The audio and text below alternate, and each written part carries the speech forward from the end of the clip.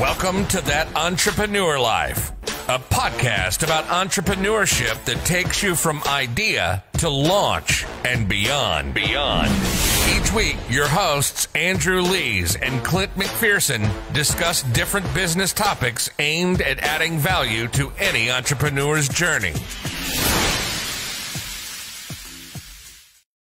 Welcome back, everyone, to another episode of That Entrepreneur Life. I'm Clint McPherson, and today I'll be flying solo. But before I introduce our special guest today, I want to remind you to subscribe to our podcast and to our mailing list through our website so that you don't miss out on all the free resources we have to help you start and grow your business. With that said, we've got a very special guest on the show today. She's the CEO of Victorious PR, a media agency that helps entrepreneurs, real estate brokerages, mortgage companies, and solar businesses get featured in industry-specific publications, local press, podcasts, and top publications to be seen as industry leaders in their fields. She often talks about how companies and individuals leverage digital PR to not only increase their visibility, but also directly grow their revenue. Our guest has also been featured in over 200 publications, including Forbes, Entrepreneur, Yahoo, Finance, TV, radio stations, and the TEDx stage. Without further ado, I'd like to welcome our special guest, 𝗏𝗏 to the show. How are you doing today? I'm doing good. Happy Labor Day. For sure. Thank you so much, like I said offline just a second ago, for joining us here and sacrificing some of your Labor Day and really helping us add value in what we're doing on our podcast. Absolutely. Even though it's Labor Day, the hustle doesn't stop. It does not. And that's true entrepreneurship, right? Yes. Even when there's a holiday or whatever you want to call it, there's really no downtime as an entrepreneur. You just keep the grind going, the hustle, and you just make it happen, right?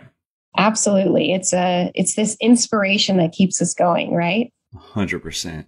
So Victoria, I really appreciate you being on today, but can you take us back to when your entrepreneurial journey started and what it is about entrepreneurship specifically that keeps you motivated, keeps you fired up, and just keeps you moving every day?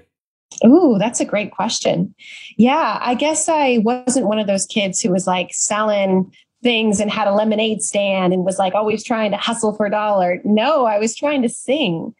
I loved to sing. And so me and my sisters had a little girl group going on. We were these like four sisters and we'd sing to country music because we were from the Nashville of the West, and I guess that was entrepreneurial, but it was more creative. And I think a lot of times people are told, or at least I was told as a little girl, and even still now, you're either a creative person or you're a business-minded person, but you can't be both, right? How many times have we heard that? You're creative, so you must not be able to start a business or run a business. And I believed that. I thought, oh no, I'm a creative person. Business isn't for me. Entrepreneurial life isn't for me. This is what I'm doing.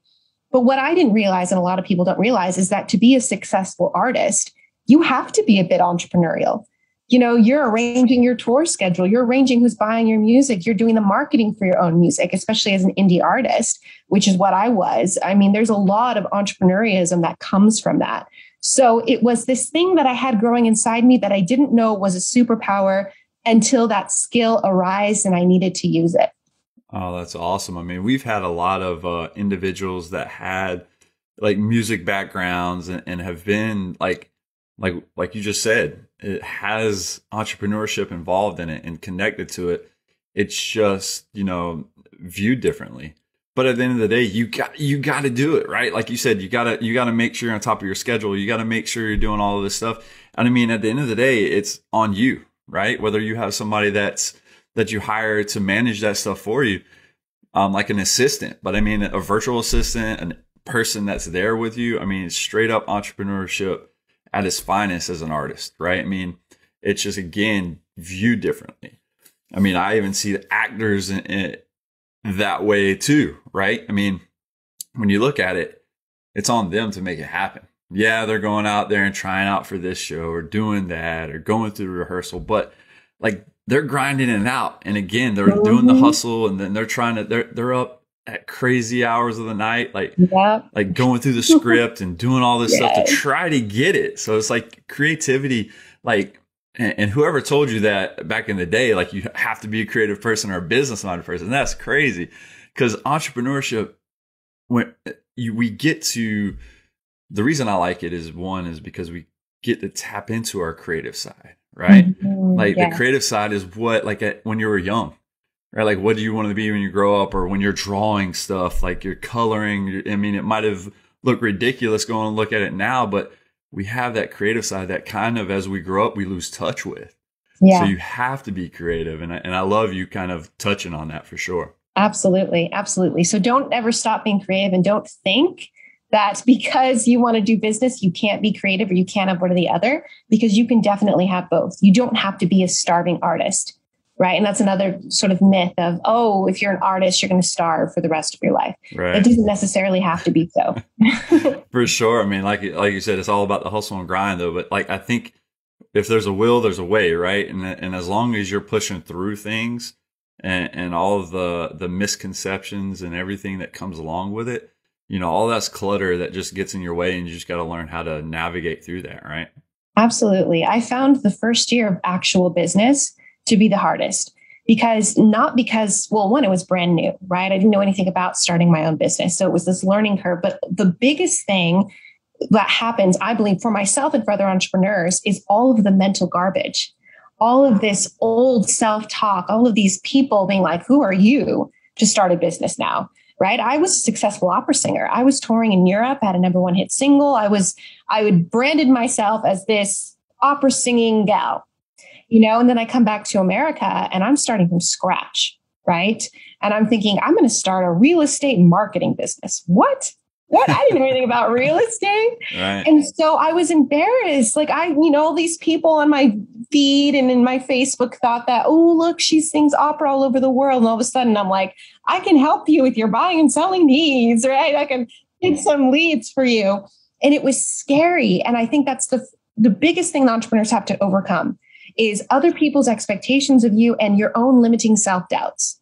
Once you clear those, and it's going to take about a year, like it is hard. Once you clear those, honestly, the sky is the limit. Honestly, you're unstoppable. It's just getting out of your own way. That's what you're really doing in the first year of business. 100%. That is, we're our own worst enemy at times, right? Like whether you have an ego, whether you don't have an ego, whatever it is, but like you just said, we have to get out of our own way because we are the one that really limited the self-doubt that comes in, the imposter syndrome, whatever you want to call it.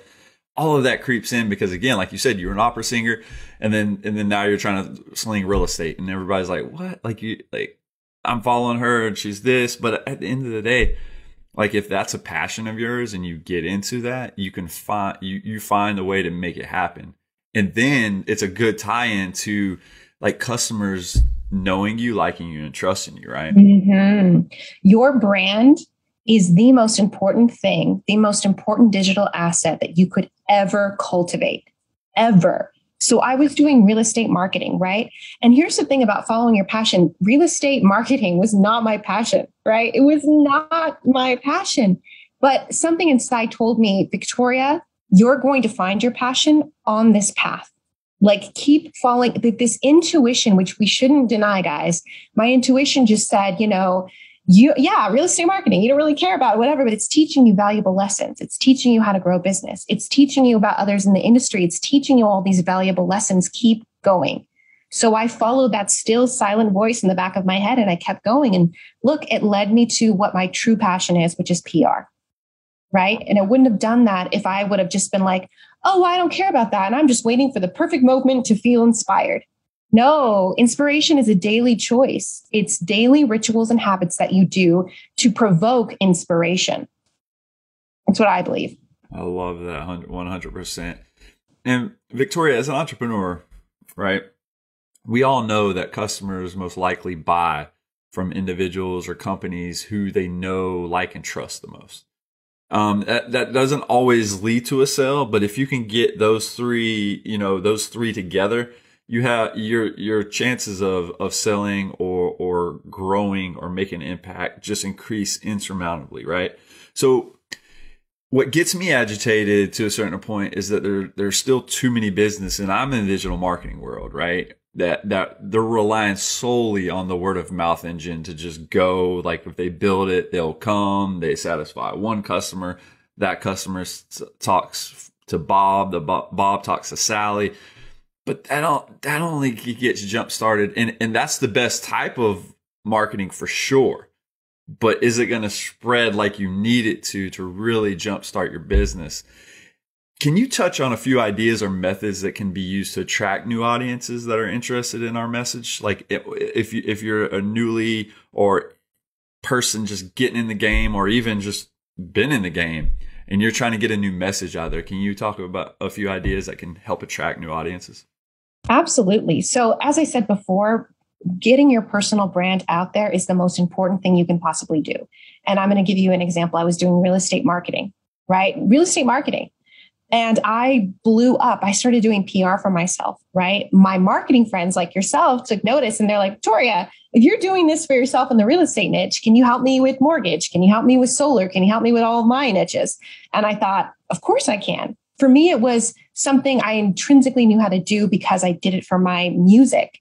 I knew how to reach out to journalists. I knew how to get on the cover of magazines. I knew all of that because I had to do it for music. So for me, it was very easy, a skill I didn't even know I had. So when I got into it, do you know why I was able to make 6 figures in 3 months? Do you know why I was able to make 7 figures in my first year in business and PR? Why? Because people already knew, like, and trusted me because of the work I did in real estate. They knew Victoria was killing it in real estate. She's a great, CEO. If she can do that well in real estate, what can she do in PR? I'm going to trust her. I didn't have a product, right? I didn't have all these testimonials, but they knew me, they trusted me. So for anybody starting out, if you're pivoting right now, if you've just recently pivoted, rely on the power of your personal brand. See, look what I've already done, right? Look at how great that already was. Imagine what I can do for you now in this new niche. And you do that by constantly showing people, like, these are my wins. This is what I'm working on. This is the value I'm providing. I call it's the 80-20 rule, right? Whenever you're posting on social media, 80% of the time, post those funny memes, post pictures of your dog, right? Of what you ate. But 20% of the time, it needs to be pure value. This is who I helped. This is what I've done. These are the steps that you need to do. And if you want to make it in PR, real estate, whatever your niche is, right? So that people come to see you as a true thought leader. So now you're psychologically telling them you're an expert, you're a leader. They start referring you to people. They start building your personal brand. You start reaching new audience inadvertently because you are being your product.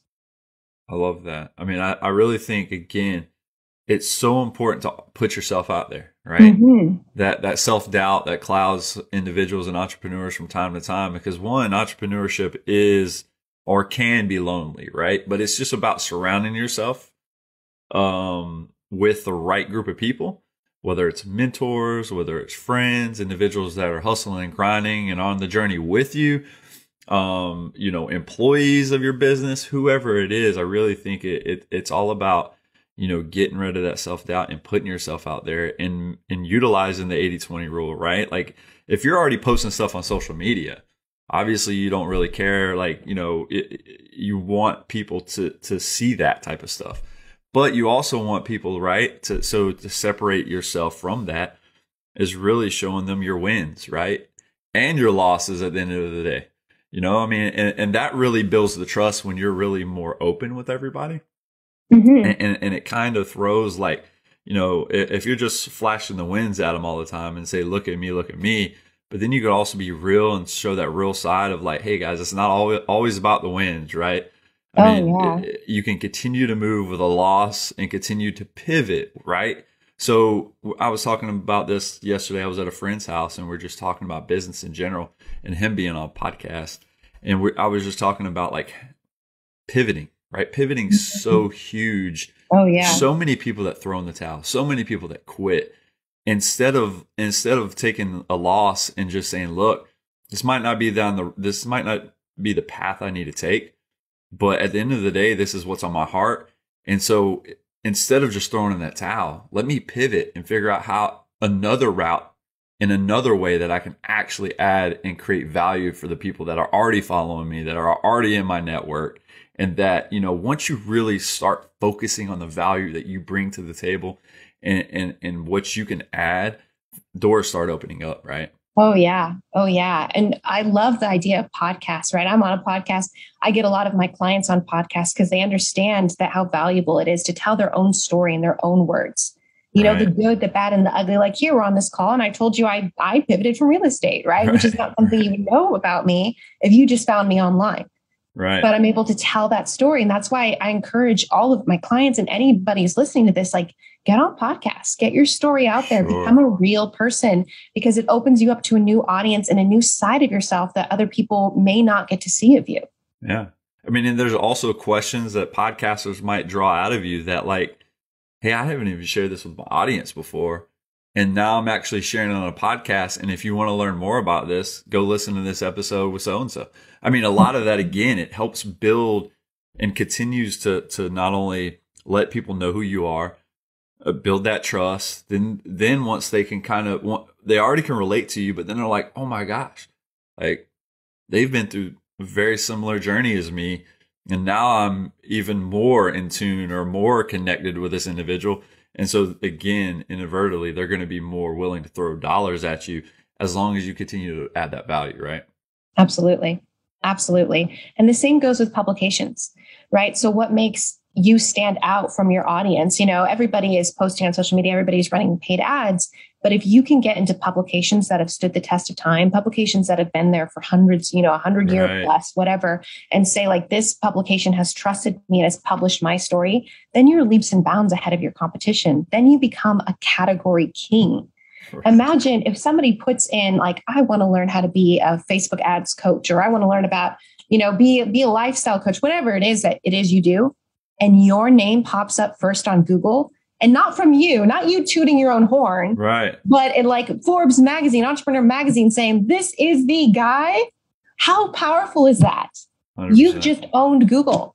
Yes. You've just dominated the market. You were the number one authority in your niche.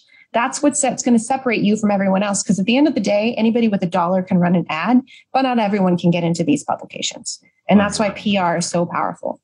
Yeah, and I mean, this is a good tie into my next question, because over the years, which I briefly touched on during the introduction, right, you have yourself appeared in multiple publications that have led to hundreds of dollars in revenue, if not hundreds of thousands of dollars. Can you share with us how to become famous within a specific niche and how to turn the old school world of PR into an exciting revenue generating channel as an entrepreneur? Because for me, before you actually answer that question, like when I got into the digital marketing space, and then I met my first PR individual when I was downtown, and then it was like old school PR. Like it wasn't like they were like pushing that stuff, and I'm sitting over here in the digital world. I'm like, there's another way to do this, right? Yeah. So can you touch on that? Yeah, absolutely. And I'm glad you brought up that question, because there's a lot of like people don't understand PR, right? They think it's like old school. Do you mean just newspapers? Is that what you mean? I'm like, no, right? But then they also, who has gotten a message on Instagram from somebody in a third world country saying like, pay me money, I can get you verified. I get you on Forbes, 𝗶𝗶𝗀, right? So it's like, we've all gotten that. And so it's this big discrepancy. What is PR? How do I do it right? And I'm going to tell you, it's not going with PR agencies who charge you, $20K a month retainer with no guarantees. That's traditional PR. And it's also not hiring these people where you can get one-off articles. What's that's going to do for you? Right. Unless you have an entire brand strategy of this is where I'm going, this is how it fits in with the strategy, like you're wasting your money. If you don't know how to leverage your Forbes article, then you shouldn't have gotten that Forbes article. And by the way, if all of a sudden you've never been in press and then the next day you tell everybody you were on Forbes, that is a red flag that you bought it. And that totally doesn't make you credible. Right. And the purpose of PR is to make you appear credible. So it needs to fit in with your overall branding story. Take your audience on a ride with you. For all of my clients, right, we have an entire structure we put them through where it's like, first, we're going to start small. We're going to start small publications. We're going to get you in some industry specific blogs. We're going to get you on some podcasts.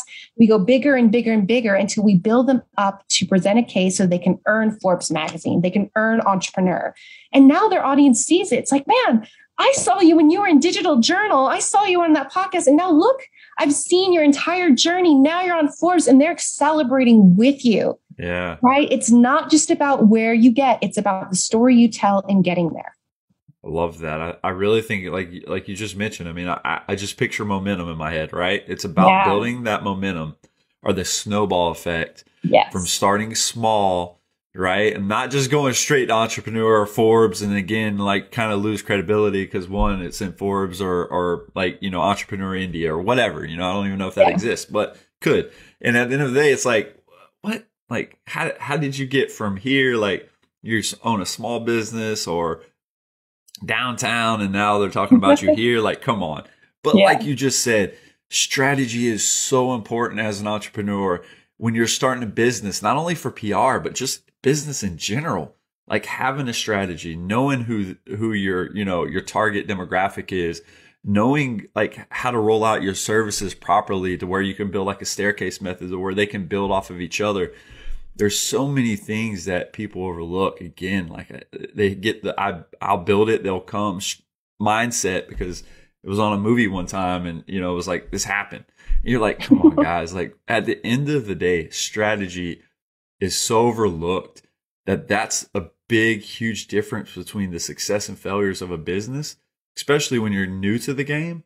And then especially when you're starting to dabble with new things like PR or like digital marketing, right? I mean, hey, you want digital marketing? I'm going to put a strategy in place that I've implemented. You know, it's going to differ from time to time depending on your niche. But at the end of the day, it's almost like a replicatable process, right? Yes. Same way with PR. It's like you got to start small.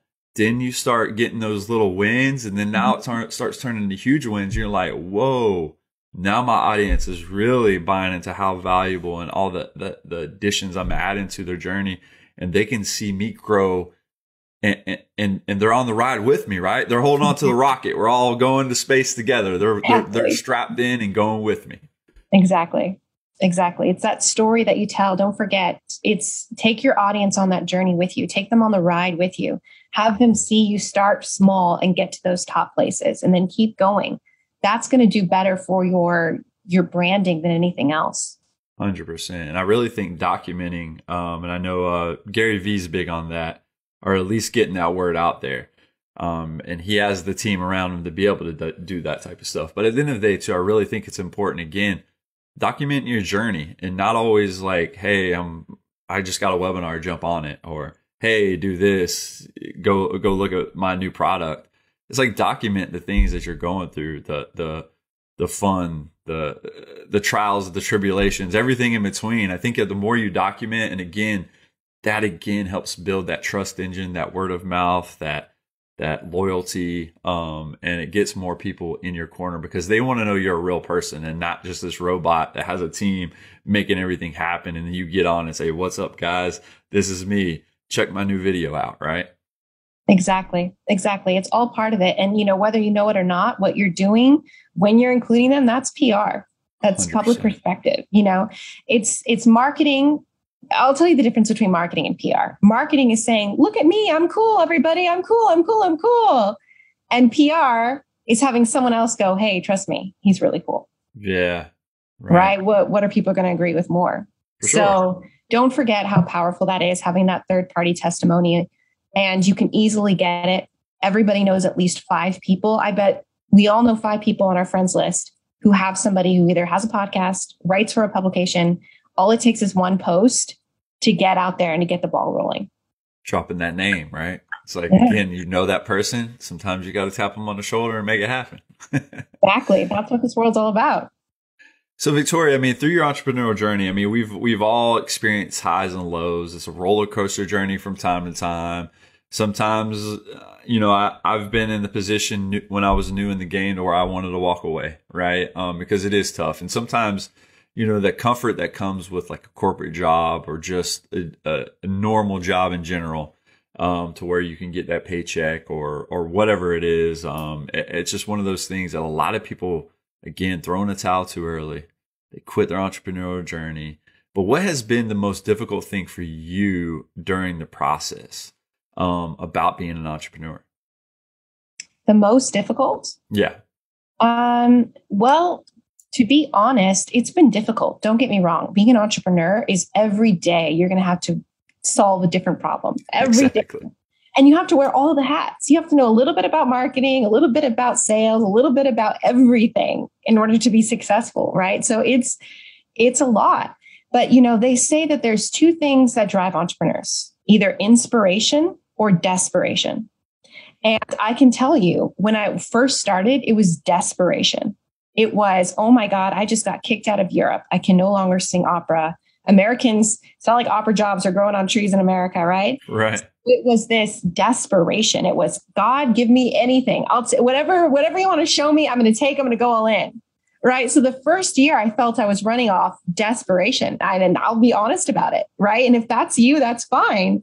That's what I used. It wasn't until I got into my second year business where I started PR, where I felt truly inspired, where I felt this is my thing. This is what I'm really good at. This is what I'm passionate about. But don't be afraid, to use one of those two fuels, right? They say what fuels us is either fear or, love. And so desperation, inspiration. So if that's where you're at, that's where you're at. I think a lot of people fail because they're not either desperate enough or not inspired enough because, well, their job's cushy enough.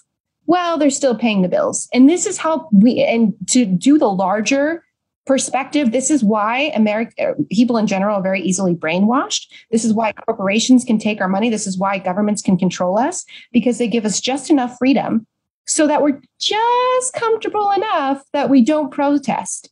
But here I'm trying to tell you, if you ever want to make it in this world, you're going to have to raise your voice and stand for something. Entrepreneurs, you're going to want to fail many, many times. People are going to yell at you. People are going to demand refunds for work that you've already done and were really great at. You're going to have some months where you completely fail. But what are you going to do? Are you going to sit on your couch and think, well, I'm just comfortable enough and always stay in that mediocre lifestyle? Right. Or are you going to rise up and say, hell no, I deserve better. I can do better. I can achieve better. I believe in myself. I'm going to keep going. I'm going to drive. I'm going to cry. I'm going to have a beer, whatever. And then I'm going to keep going. Who are you? It's your choice. Love it. So can you give us a few steps? Hey, say I'm a new company. I could be an established company really for all that matters, or an established entrepreneur, but don't know too much about the PR world. What do we need to do? Do we need to get in touch with Victoria? I'm sure because you are the expert in this area. Or what are some actionable items or actionable steps somebody that's listening to this show can actively take after they listen to this, whether it's reaching out to you, whether it's, going and honing something in before they reach out to you? What are a few things that you would recommend that our listeners can actually do after this episode? Absolutely. So I'm going to give your listeners some great tips and tricks. And so write this down, guys. These are going to be actionable steps that you can take away with. But just so you know, me and my company, Victorious PR, we help people no matter where they're at. We have packages in all shapes and sizes. We help huge, multi-million-dollar companies, 7-figure companies, 6 figures, and people who are just starting out, because you really do need PR wherever you're at in your journey. You really do. That being said, if you are just starting out, or even if you have a business, this is a good checklist that I'm about to give you right now that you can just check and see if you're hitting all those marks. So first things first is you need something called a profile funnel. I don't know if you've ever discussed this on your show before, but a profile funnel is basically just that. They call sales funnels and funnels, all this stuff. Well, you're going to use your social platforms, Instagram, Facebook, to drive people to send you a message, a DM, to get their contact information as a lead, right? That starts with having a good cover photo, which is going to say exactly what it is you do and who you help. Because here's the thing, guys, you only have 3 seconds to impress somebody. 3. When somebody lands on your page, they're going to make a decision about you on 3 seconds. So if I don't know what you do in those 3 seconds, you've lost me as a lead. Okay. I am not coming to your page. I may think that you're the best photographer because you take photos of family, but that's not going to make me want to spend money with you. Right? 3 seconds. You need to have a nice cover photo. You have to have a great bio and have your byline say exactly what it is you do and who you help. Right? Cultivate it that way. Then you're going to do the 80-20 rule, which we just talked about. 80% of the time, post your personal life, 20% post value. The third thing you're going to do is a mission post. A mission post is one of those colorful backgrounds, which always get the most engagement, by the way, if you didn't know that already. And on these colorful background, you're going to say, which one of my friends do I know has a podcast that I can speak on because I'm an expert in real estate, or I'm an expert in coaching. I'm an expert in high ticket sales. Who do I know on my friends list that has a podcast I can speak on, or has a blog that would like to feature me. Whatever it is, I guarantee you're going to get comments of people tagging other people, or you should talk to so-and-so, or actually I have so-and-so. This is how you start, guys. You start from the ground up, but you don't do it until you have a great profile funnel so that if that podcast host comes to your page, they don't think that you're just this crazy person. They say, oh, hey, they have a presence. They know who they are and what they're doing. I love that. I mean, I really think that right there can get them started, right? And I love that you had that checklist ready and available for us, and I appreciate that. And Victoria, as we wrap up this episode, we usually ask if you could leave our listeners with one piece of advice, what would it be? But maybe today it's more fitting for, like, you know, just that one piece of inspiration or something that would just continues, that maybe works for you, but maybe can inspire somebody else. What would it be? I would just say the biggest thing is mindset. It's never, oh, I don't know where to start. You know where to start. There's YouTube videos, right? You know where to start. There's this amazing podcast that we're listening to right now. You know what to do. I would just say, don't forget, it's not that we're risen apes, we're fallen angels, right? We have divinity inside us. Like, you are incredible. I wish I could just shake every person on the planet and say, like, you are so awesome. Yeah. I truly believe if every homeless person fundamentally knew how incredible they were just to be human, like, they would just rise up, you know, brush themselves off, go to Goodwill, get a suit, and go get a freaking job. They want it, because if you really knew how incredible you were, the fact that you're a human being alive in 2021 and have endless possibilities, you can buy a course on Coursera for $10 and learn how to code, right? And get a 6-figure job coding, or like starting your own business. You can literally go onto your website and start a business like today. You know, you can't do that in Italy. Right. You can't do that in other countries, but you can do that here in America. You're so fortunate. Just think about it. Whenever the road gets hard, think about how grateful you are, and grateful you are to live in this country in this time, that you can start anything. Realize that you're incredible and you're capable of so much more than you even know. I know that's a lot, but that's what I'd like to leave you all with. No, I love that. I mean, that right there is touching in itself. Victoria, I think that's a wrap for this episode. And I want to thank you personally for taking the time of your day to join me and adding value to what we're doing on our podcast. Thank you for having me. It's really been a pleasure. And thank you all so much for listening to That Entrepreneur Life. To learn more about what Victoria is working on, check out 𝗏𝗏𝗄𝗏.com. If you like what you heard today, please subscribe to our podcast, and don't forget to download our free book about the success mindset at thatentrepreneurlife.com. Thanks for continuing to support what we do as entrepreneurs. And don't forget to join us next week for another episode of That Entrepreneur Life. Thanks for listening to That Entrepreneur Life podcast. Be sure to visit thatentrepreneurlife.com to join the conversation, access our show notes, and discover our fantastic bonus content. Don't forget to join us next week for another episode as we continue to add value. Until next time.